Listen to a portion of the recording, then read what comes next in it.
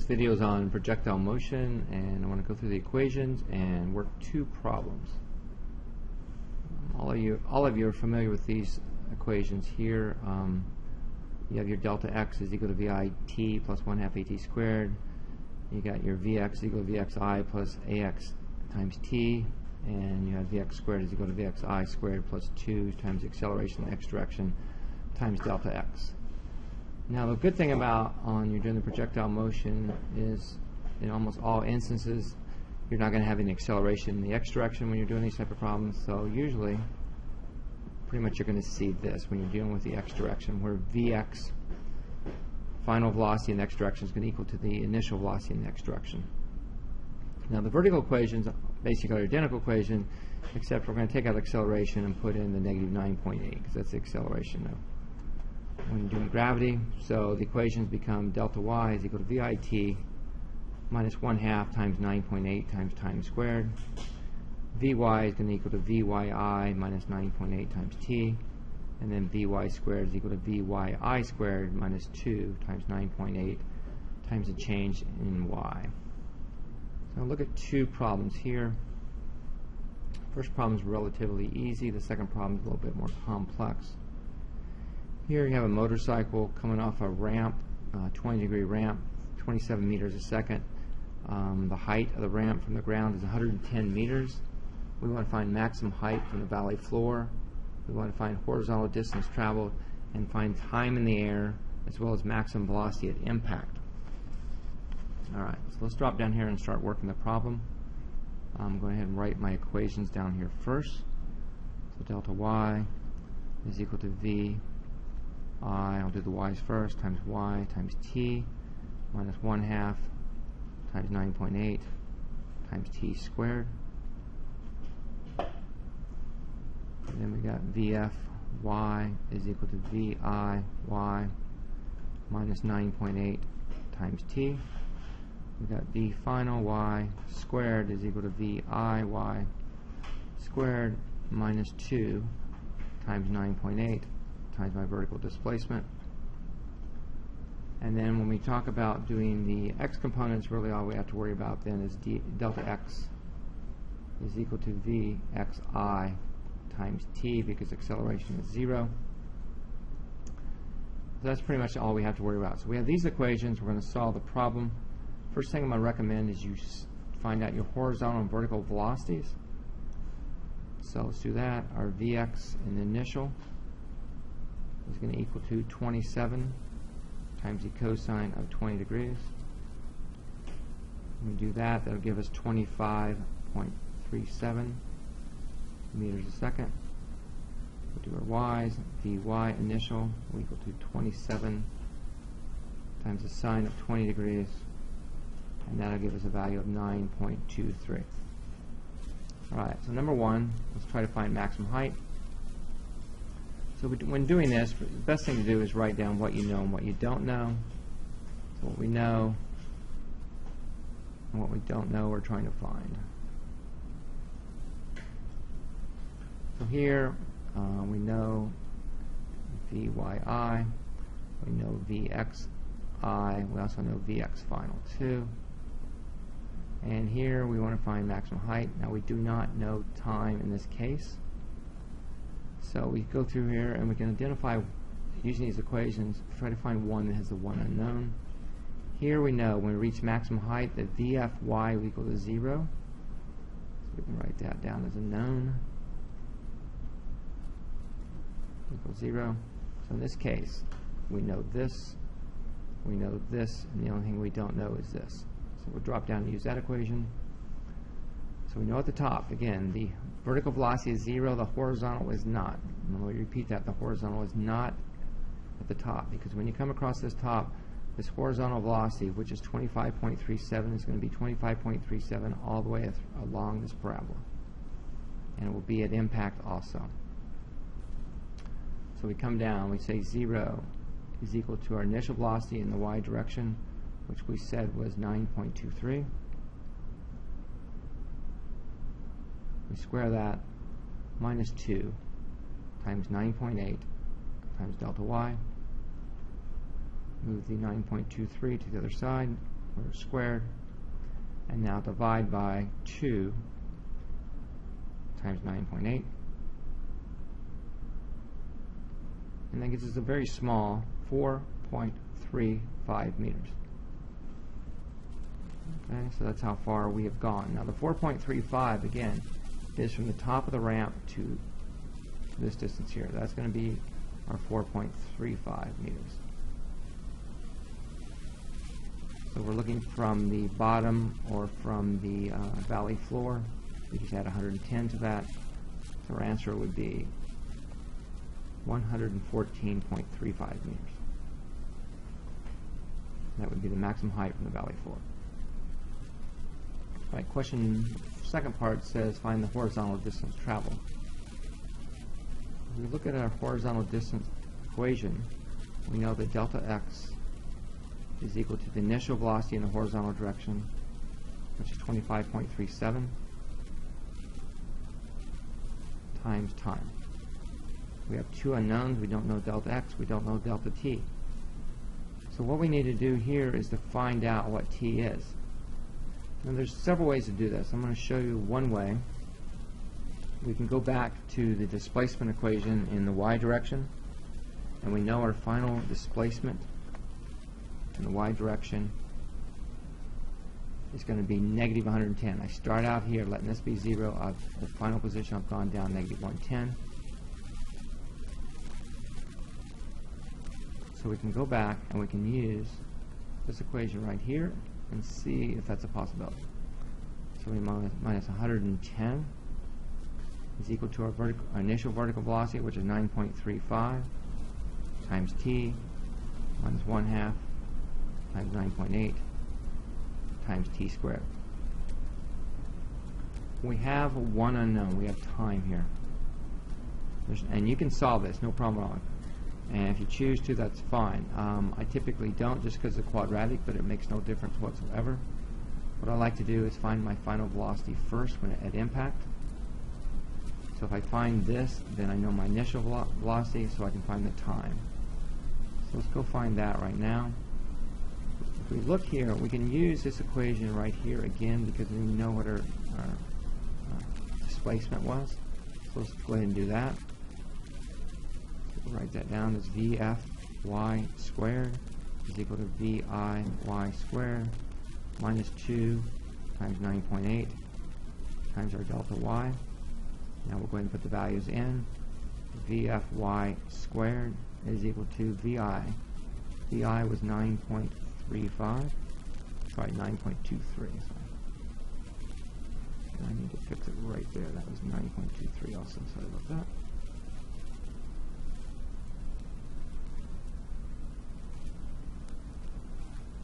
So 9.23 squared minus 2 times 9.8, and then my delta, this negative 110. Do not put 110 because your displacement has gone down, so it's negative 110.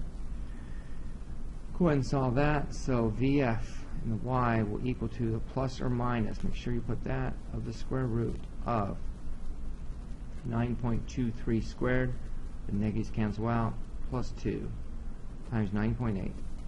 times 110. If we solve that, we will get VFy is equal to plus or minus 47.34. And obviously we're going down, so the velocity would be negative 47.34 meters a second. That's going to be our final velocity at impact in the y direction only. So now if we want to find time, there's things we know. We know VFy final is equal to negative 47.34 meters a second. We know VIy was equal to 9.23 meters a second. So if I want to find my time, the easiest thing to do is come back and use this equation here because we know this, we're just going to find time. Put in the values, minus 47.34 is equal to 9.23 minus 9.8 times t. Solve for t. T in this case will give you 5.77 seconds. So that's your total time in the air. Now to find your horizontal displacement, we go back and use this equation right here, because we know delta x is equal to our initial velocity in the horizontal times time.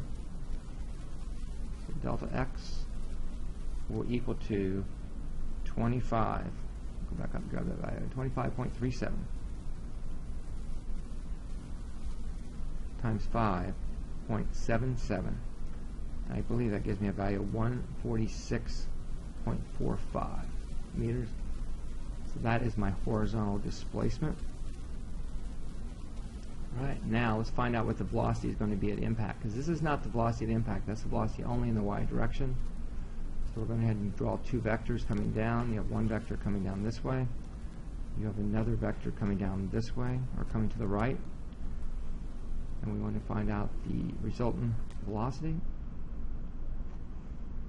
So go ahead and label these. This would be 47.34 coming down. This horizontal does not change, as mentioned earlier. It would be 25.37. So this is the resultant velocity. So we go to the Pythagorean theorem with that. So I'll run the number real quick. 47.34 squared plus 25.37 squared. We take the square root of that, and that gives us the final velocity of 53.71 meters a second. I'll circle that in blue, and then we have to give that an angle. So let's try to find this angle right here. So we know theta is equal to 47.34, or the inverse tangent of 47.34 divided by 25.37. So we take the second tan of 47.34 divided by 25.37, and we get an angle of 61.81.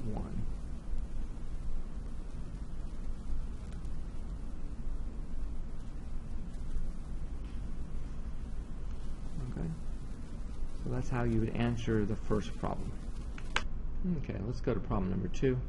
Problem number 2 is much harder than problem number 1. In this one, you have a motorcycle coming off ramp at 20 degrees. However, you do not know the velocity, and the question is, how fast must the rider be driving to land on the edge of the other building?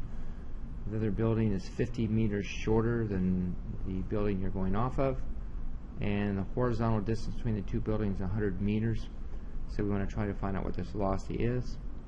So first thing I'm going to do is I'm going to break this down, and I'm going to say that my Vx initial is going to equal to my velocity, which I do not know, times the cosine of 20.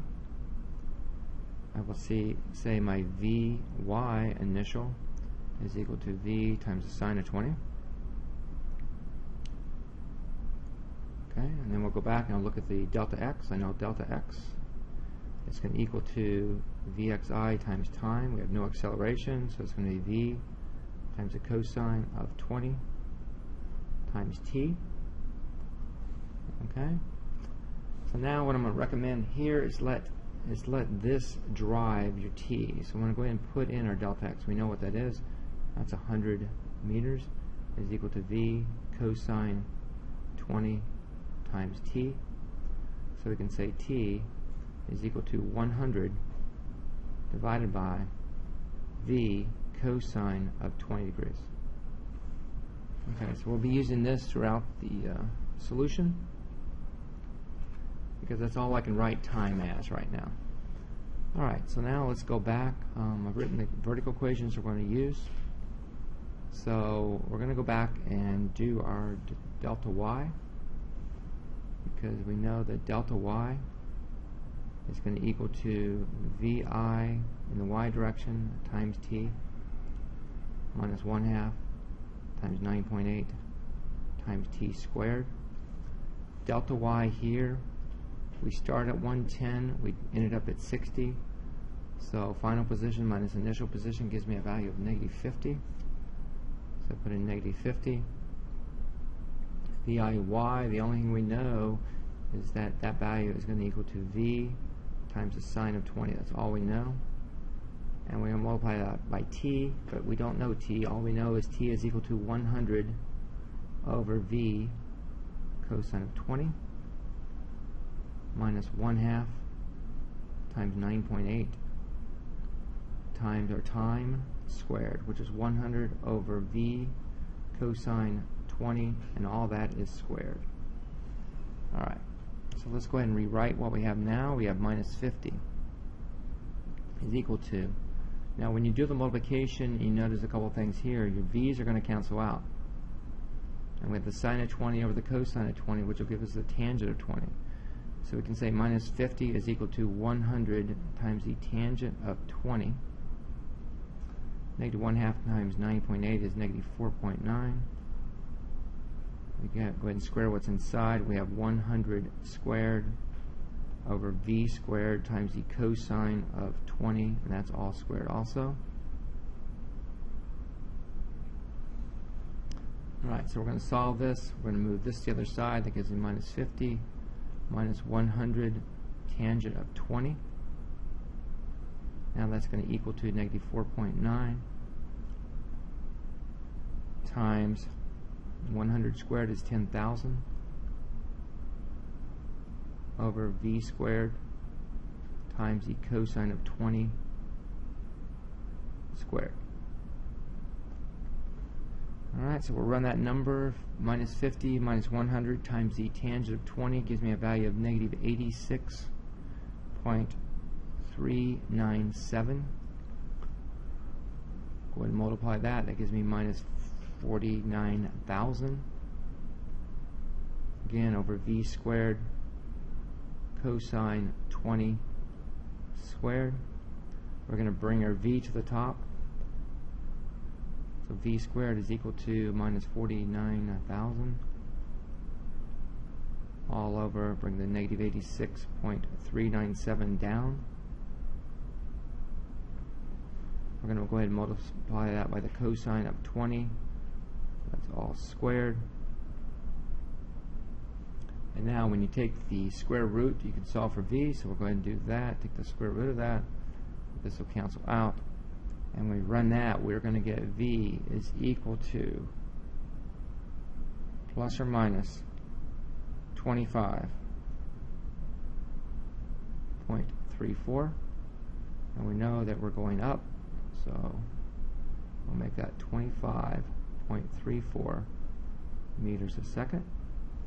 That's going to be our initial velocity. Alright, so now we were able to get our how fast the rider must be driving to land on the edge of the building. So now how we find seconds. The easiest thing to find seconds would be to take what we did earlier, that we know delta x is equal to vi x times delta t, no change in time. We know delta x in this case is going to be 100, so we put 100 is equal to vix, so that would be 25.34 times the cosine of 20 degrees times delta t. We'll solve for delta t. Delta t is equal to 100 divided by 25.34 times the cosine of 20 degrees. And when we do that, delta t, we will get 4.2 seconds. Again, recommendation to make sure that is good is go ahead and put that back in to, we could put it back in this equation and verify that we fell 50 meters, that we went from 110 to 60 meters. And if you do that, I think you'll find that is correct. Alright, again, that's a more complicated problem because you're not given the initial velocity. Alright, best of luck.